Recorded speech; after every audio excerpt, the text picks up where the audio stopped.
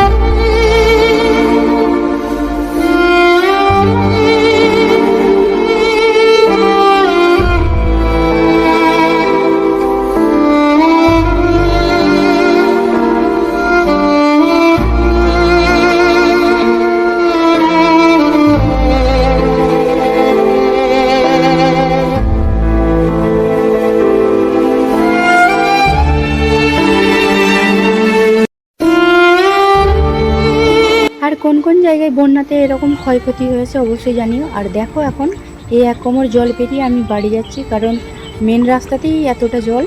তো চলো দেখা হচ্ছে নেক্সট ভিডিওতে। ততক্ষণ সবাই ভালো থেকো, সুস্থ থেকো এবং সাবধানে থেকো।